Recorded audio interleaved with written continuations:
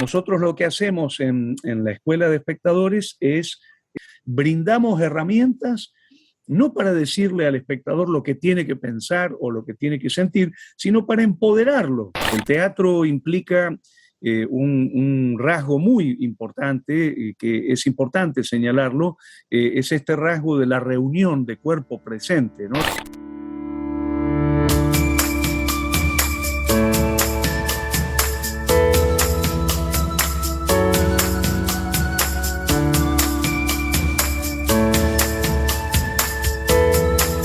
Hola a todos, bienvenidos al podcast del CCP. Este es un espacio creado para el diálogo, la reflexión, para tender puentes entre artistas, gestores culturales, activistas que trabajan e impulsan la gestión cultural y otras iniciativas en nuestro país. Nuestra intención es propiciar un acercamiento a la realidad de nuestro sector, a sus demandas y necesidades, pero sobre todo queremos visibilizar la producción artística y cultural de Bolivia. Hoy tenemos el gusto de estar en este espacio de conversación con Jorge Dubati. Ya todos lo conocen, él es teatrista y nos ha ayudado a levantar la Escuela de Espectadores aquí en el CCP, la Escuela de Espectadores en Artes. Muchas gracias, Jorge, nuevamente. Siempre estamos agradecidos, siempre estamos con un abrazo grato para ti, por tu disposición, por tu contribución, por esas ganas de construir con todos y en cualquier momento un diálogo y bueno, muchas cosas más para el sector de las artes escénicas. Gracias, Muchas gracias, Jorge. Paola, a vos. Muchas gracias y como te decía antes, una gran alegría por este puente que estamos construyendo entre Bolivia y Argentina. Un placer. Gracias, Jorge, sobre todo porque, bueno, valoramos mucho el tiempo que a veces lo empleas en tus quehaceres locales, nacionales e internacionales. Sé que, bueno, tenemos entendido que has ayudado a fundar varias escuelas de espectadores, no solamente en tu país, sino en Latinoamérica y también en Europa. Muchas gracias por la contribución que has dado al CCP. Hemos hecho contacto contigo en 2021, a inicios de 2021, para empezar con ese desafío de tener una escuela de espectadores en artes cuyo objeto no solamente es el campo de las artes escénicas, sino como centro cultural hemos abrazado áreas de artes visuales, audiovisuales y musicales también. Quiero darme un poquito la oportunidad de hablar de la naturaleza de la Escuela de Espectadores en Artes del CCP, un poquito para entrar en materia. El CCP se ha propuesto tener la Escuela de Espectadores en Artes para abrazar todas las actividades que ocurren en este centro cultural, que son diversas, ¿no? No solamente artes escénicas, sino también visuales, musicales, de literatura, etcétera. Porque tenemos esas actividades aquí, queremos aprovechar una idea como la que has tenido, Jorge, de formar ese espacio de conversación y de reflexión y de construcción de la materia que se trata, ¿no? Es así que con tu venia hemos iniciado el año pasado esta Escuela de Espectadores en Artes y hemos tenido ya experiencias con artes visuales, con la música de los afrobolivianos, por ejemplo, durante el Festival Nacional de Video del FENAVID. Hemos aprovechado de hablar de cine, ¿no? En 2 sesiones de Escuela de Espectadores. Y no estamos tratando de formar solamente un grupo de Escuela de Espectadores, sino varios grupos en estas áreas. Hemos comenzado, gracias a ti, ya hemos nacido como Escuela de Espectadores en Artes y, bueno, creo que tenemos largo camino por continuar. Quisiera preguntarte, este podcast va a ser lanzado en marzo. En marzo vamos a festejar el Día Mundial del Teatro y quisiera preguntarte, en 2022, ¿cómo celebras este Día Internacional del Teatro? Con mucha alegría porque estamos de a poquito superando esta pesadilla que ha sido la pandemia, ¿no? De alguna manera y con respuestas diferentes en los distintos territorios, porque no está pasando de la misma manera en todo el planeta, sino en formas distintas.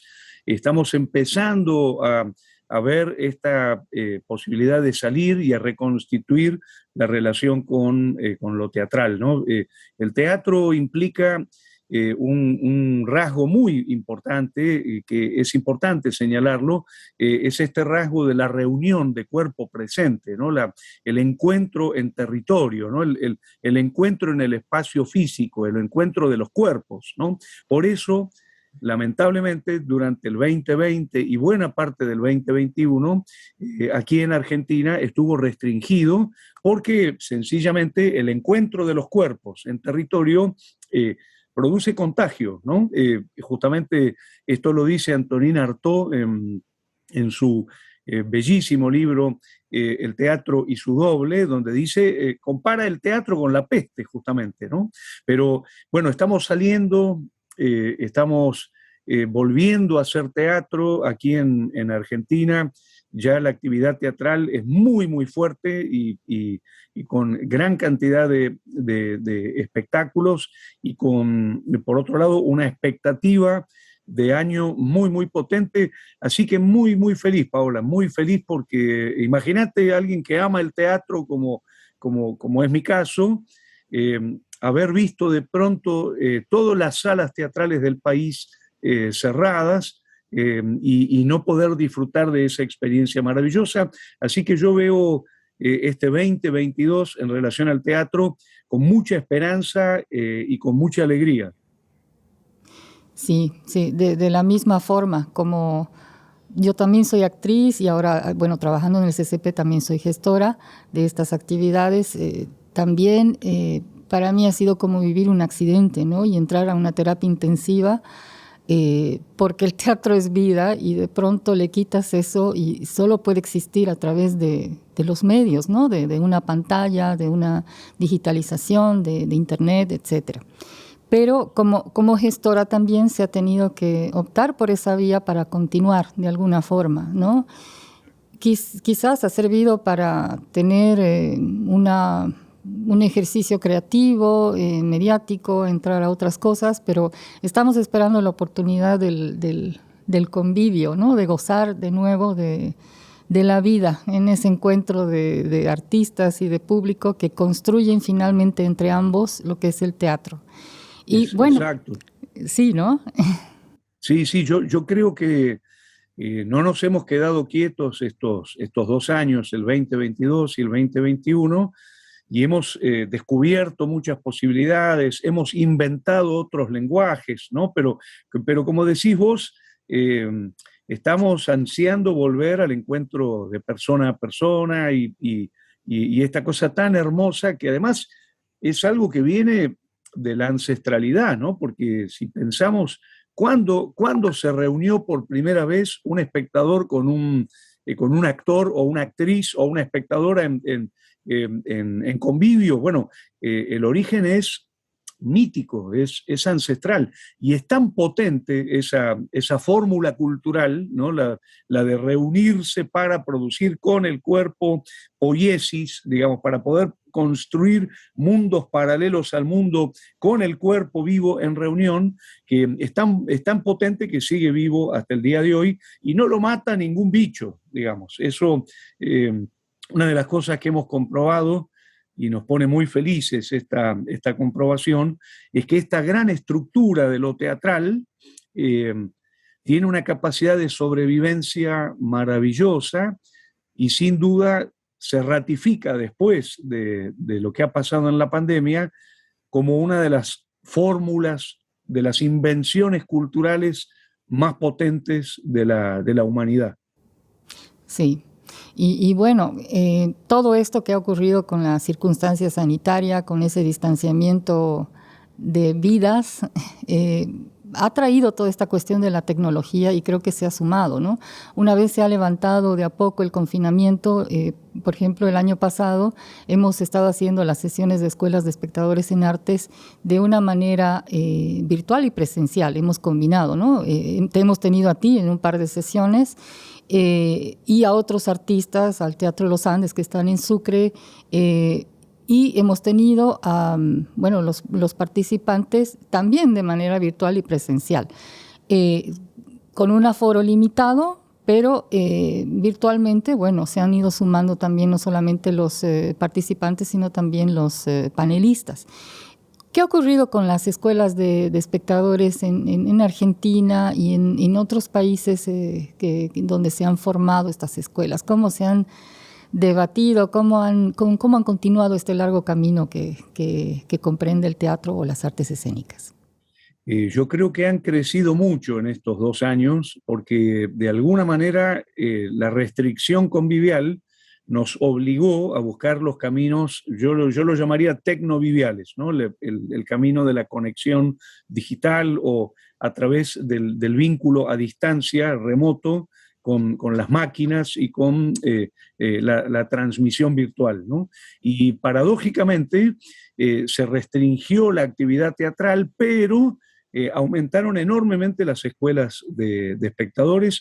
En el mes de marzo del 2020 existían 32 escuelas de espectadores en distintos países y hoy, digamos, después de estos 2 años de pandemia, son 65 las escuelas de espectadores. O sea que las escuelas han crecido muchísimo y nos hemos dado cuenta que para la actividad educativa, digamos, para la actividad de reunión a discutir y a pensar y a analizar las prácticas artísticas, el mundo digital es maravilloso, ¿no? Entonces, yo creo que para este año, el 2022, vamos a pensar en un formato mixto, donde iremos al teatro en convivio, ¿no? Iremos a las salas de teatro, a los encuentros en las plazas, a los encuentros en territorio, digamos, pero las sesiones de escuela de espectadores van a quedar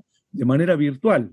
Yo, por ejemplo, en la escuela de espectadores que hago los lunes, desde hace más de 20 años en Argentina, digamos, tengo en este momento alumnos de Estados Unidos, de España, alumnos de toda Latinoamérica, es decir, que lo virtual, digamos, lo digital, ha favorecido enormemente la actividad de las escuelas de espectadores y estamos dentro de muy poquitito abriendo 2 escuelas de espectadores más en otros países.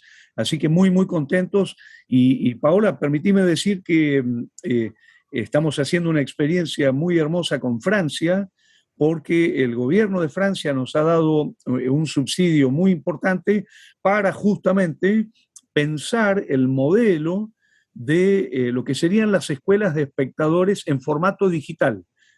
Combinando justamente el ir al teatro en manera presencial, pero realizar las escuelas de espectadores de manera digital. Y en ese sentido estamos trabajando con la Université de La Rochelle, con Cécile Jeantrain-Breillon y un equipo de grandes especialistas para ir pensando justamente el futuro de las escuelas de espectadores en formato digital.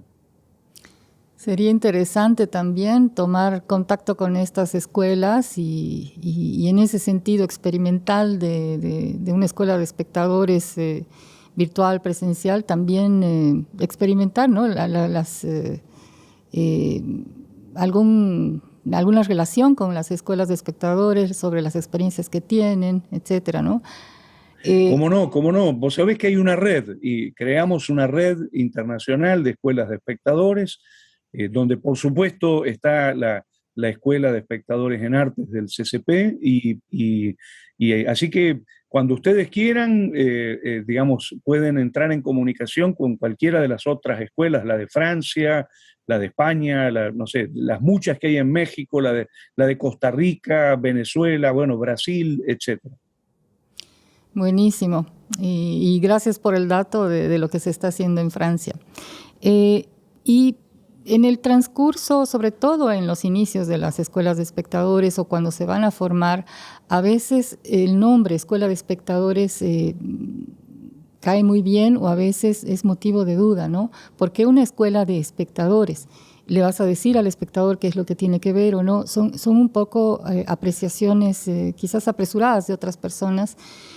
O incluso preguntan si en una escuela de espectadores se deshace la ilusión al racionalizar el mensaje o lo que han visto en una obra de teatro. ¿Qué opinión tienes de esto que comento, que es una especie por así decirlo, de desconfianza o de una percepción primaria quizás de las personas sobre el nombre de escuela de espectadores? Mira, creo que el nombre expresa claramente el espíritu de lo que es este espacio, ¿no? Que le podríamos llamar de otra manera, y de hecho hay otros nombres: aula de espectadores, no sé, formación de espectadores, etcétera.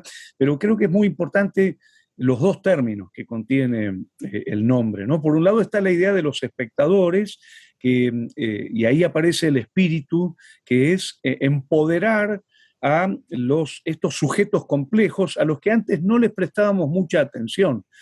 Pensá que, por ejemplo, en las historias del teatro, si uno las lee, se da cuenta de que se habla mucho de espectáculos, de actores, de salas, de dramaturgos, pero muy poquito de espectadores.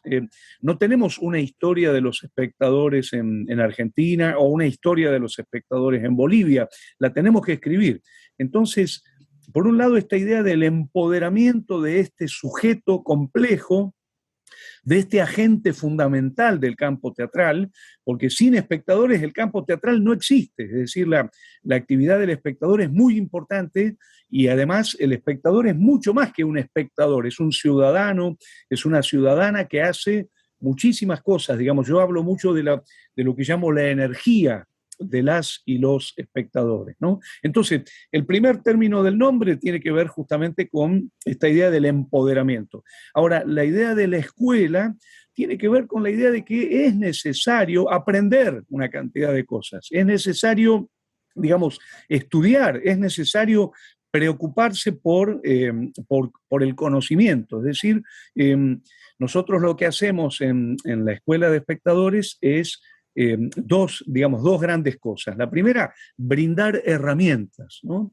Por eso le llamamos escuela de espectadores. Brindamos herramientas no para decirle al espectador lo que tiene que pensar o lo que tiene que sentir, sino para empoderarlo, para que esas herramientas digamos, que implican un aprendizaje, una adquisición, digamos, y también una enseñanza por parte de los coordinadores, le permitan multiplicar y construir al espectador su propia relación con los espectáculos, ¿no?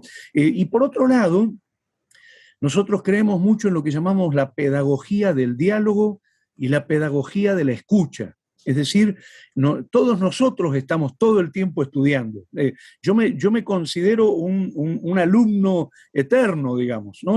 Pero no el alumno embrutecido por un docente que me va a decir lo que tengo que pensar, sino, como dice Rancière, un alumno emancipado, ¿no? Un alumno que construye su propia relación con el conocimiento. Ahora, creo que las escuelas de espectadores dan a todas vistas un gran resultado, porque se empieza a notar que ese público comienza a ser mucho más sensible, comienza a tener muchas más herramientas, aprende a escuchar, ¿no? El teatro es algo muy hermoso porque tiene mucho que ver con el otro, ¿no? Yo siempre digo esta idea de el teatro es una ética de la alteridad, como dice Manuel Levinas, ¿no? Es decir, hay un aprendizaje a relacionarse con el otro, con la otra, con los otros, con lo otro, ¿no? Es decir, a salir del individualismo, del solipsismo, del encierro en uno mismo,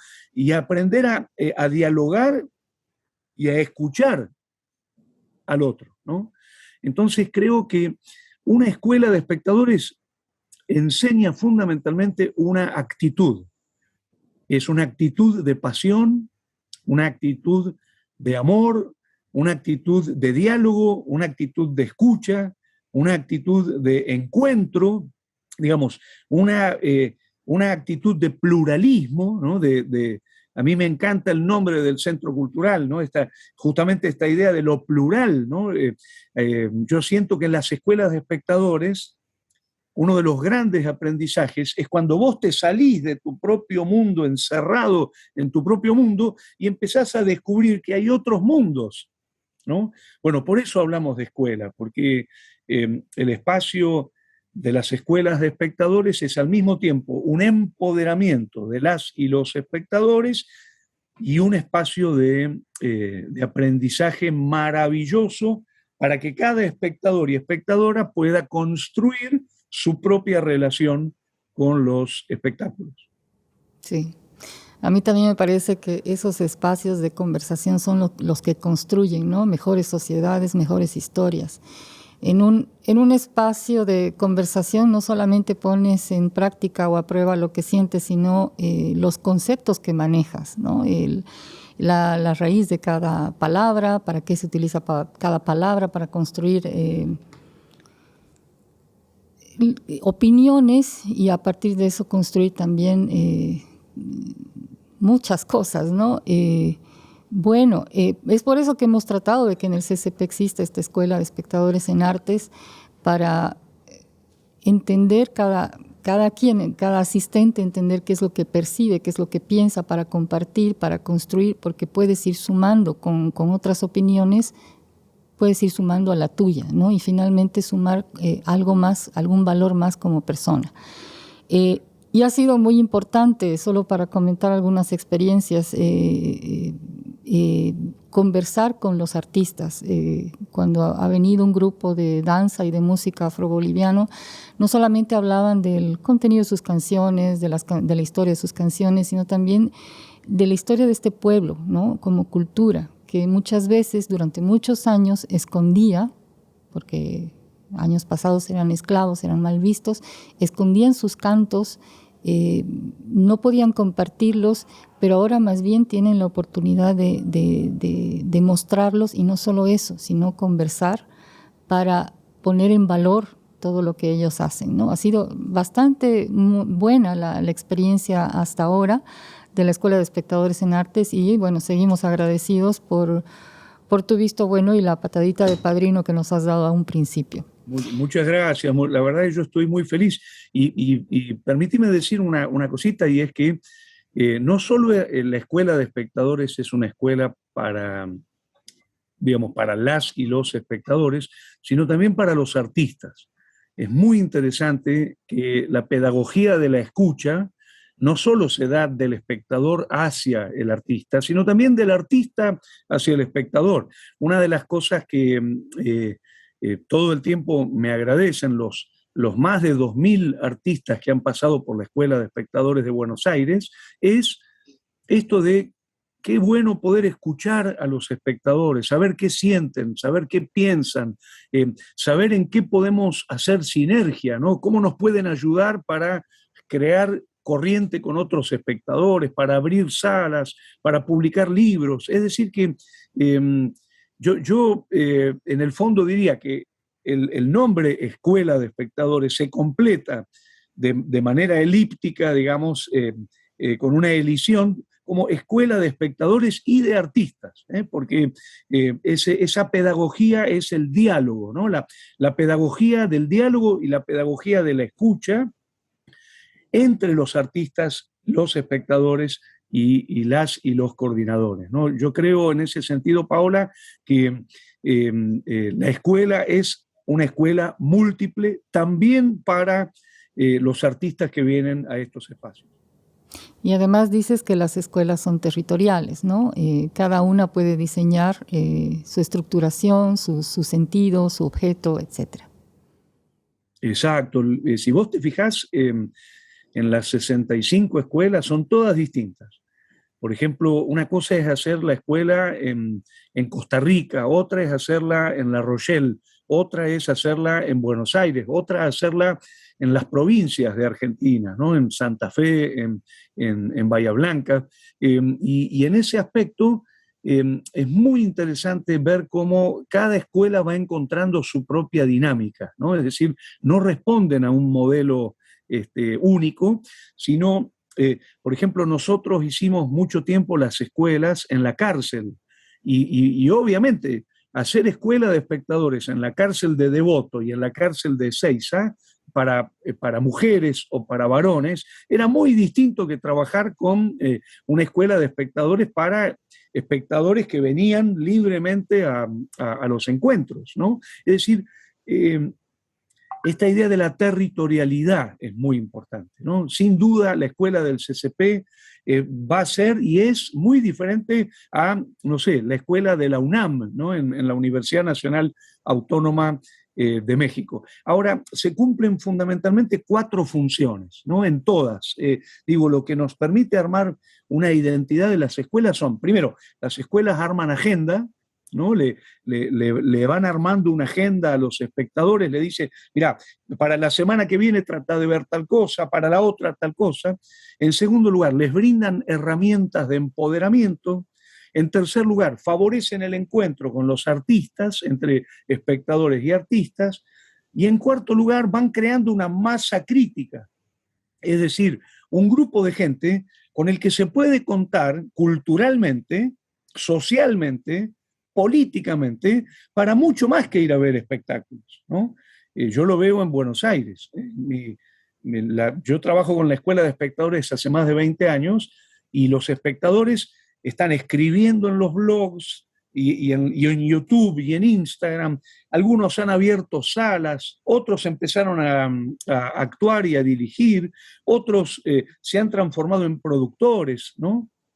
Es decir, creo que ya es una agenda de gobierno trabajar la energía de los espectadores como una fuerza y un poder virtuoso que es fundamental para el campo de la cultura, ¿eh? Por eso creo que hoy somos 65 escuelas de espectadores y dentro de un par de años vamos a llegar a 100 y esto se va a seguir multiplicando porque así como aprovechamos la energía del viento o la energía del mar, tenemos que empezar a aprovechar culturalmente esa energía maravillosa que es la energía cultural de las y los espectadores.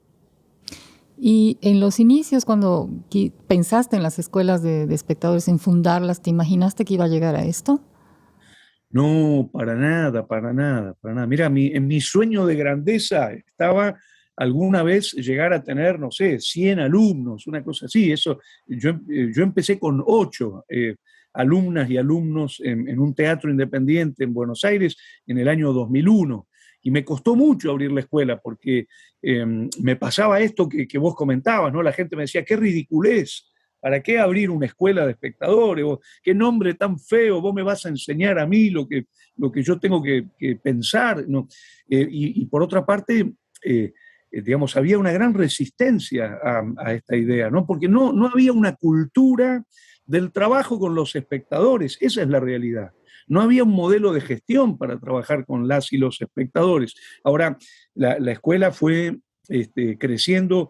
El primer año éramos 8, ya el segundo año éramos 20, el tercer año ya éramos 40, 60, no me acuerdo ahora exactamente, pero en este momento la Escuela de Espectadores de los Lunes tiene un cupo completo, somos 400 personas y yo sé que hay muchísima gente que está atenta a lo que hacemos en la escuela, aunque no esté en la escuela, ¿no? Yo lo sé porque estoy en la cola de un teatro y escucho hablar de la escuela de espectadores de Dubati y yo no conozco a la persona que está hablando. Debe ser o un amigo o una amiga o un familiar o algún allegado, alguno de los alumnos. Esto es una de las cosas más hermosas que tienen las escuelas, ¿no? Que es construyen corriente de público, ¿no? No es que yo trabajo con 400 personas, sino que trabajo con esas 400 personas y toda la irradiación que ellos generan en el campo teatral, ¿no? Por eso yo creo que las escuelas de espectadores llegaron para quedarse. A mí me pone muy feliz esto, muy, muy feliz. Y se llamen escuelas de espectadores o de otra manera, lo que llegó para quedarse es la reivindicación y la autorreivindicación de las y los espectadores como sujetos poderosísimos dentro de los campos culturales. Es muy importante. Esta cosa de una abuela que lleva a sus nietos al teatro, o esta cosa un amigo que le dice a otro amigo, anda a ver tal cosa, no te lo pierdas, ¿no? O un grupo de espectadores que arman una asociación de espectadores. En Buenos Aires armamos la primera asociación argentina de espectadores que ya tiene personería jurídica reconocida por el Estado, digamos, tenemos quit, tenemos, digamos, todas las características de una asociación, digamos, civil, sin fines de lucro. Entonces, bueno, hay mucho por hacer de acá a futuro en este trabajo de sinergia con las y los espectadores. Parece que hay mucha necesidad de compartir las emociones, ¿no? Lo que te ha provocado una obra de teatro, lo que te ha provocado un cuadro o escuchar un grupo musical de otra cultura. Hay una emoción y hay una necesidad de compartirlo con otro ser humano, ¿no? Es muy lindo y es muy bueno el espacio. Bueno, dos cositas para ir finalizando. Una, por curiosidad, en la página de Facebook de la Escuela de Espectadores de Buenos Aires vi que había una invitación a una actividad que seguramente ya pasó en 2021, que era una charla de teatro y fútbol. ¿Qué están tramando por ahí? Parece que es un espacio de conversación entre jugadores, ¿no? Porque finalmente el teatro también te invita al juego, ¿no? Al juego de ideas, de creación, bajo ciertas reglitas, pero que vas jugando y vas acomodando las reglas de otra forma para gozar, para ganar o no, pero para gozar finalmente. ¿De qué se trató esa actividad? Mirá, fue una actividad que hicimos con el Instituto Nacional de Teatro y que tiene que ver con esta cosa, esta pasión que tenemos los bolivianos y los argentinos y todos los latinoamericanos, y es una pasión mundial, es la pasión por el fútbol, ¿no? El teatro y el fútbol tienen mucho que ver, ¿eh? Pensemos, no sé, en un actor nato como era Maradona, ¿no? Maradona tal vez fue el más grande actor argentino, ¿no?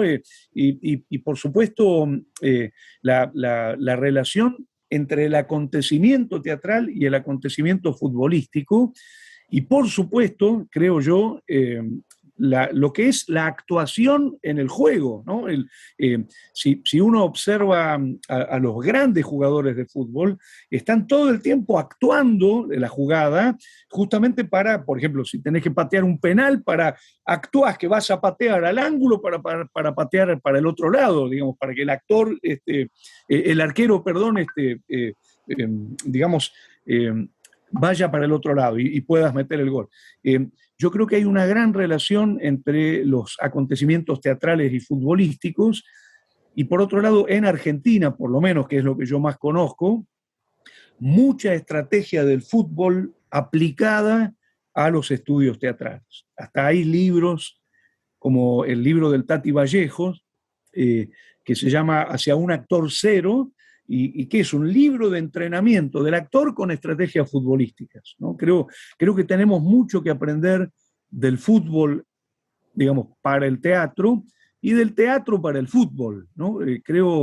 Mira, una cosa hermosa que fueron esas mesas fue que juntamos a futbolistas, mujeres y hombres, y a teatreras y teatreros a hablar de las relaciones y las diferencias y las conexiones entre fútbol y teatro, y fue una belleza, realmente una belleza. Creo que están grabados esos programas y están subidos a la web, así que si ponen fútbol y teatro 2021, lo hicimos en Tecnópolis, en este gran centro cultural, enorme centro cultural que tiene Argentina. Bueno, ahí los van a encontrar. Muy bien, gracias. Fue un poco curioso ver eso. Y bueno, para cerrar, como espectador de entre comillas, como espectador de las escuelas de espectadores, ¿qué mensaje nos puedes dar aquí a Bolivia, a Santa Cruz, a esta escuela de espectadores del CCP en Artes? Y mira, yo lo que puedo transmitirles es pasión. Yo soy un apasionado por la expectación. Soy teatrero, soy gestor, soy investigador, pero fundamentalmente soy espectador, ¿no? Una de las cosas más hermosas que me han pasado en la vida es esta posibilidad de ir al teatro, de conectarme con el mundo a través del teatro, de conectarme conmigo mismo, de conectarme con las otras y con los otros, ¿no? Con la realidad, con el pensamiento.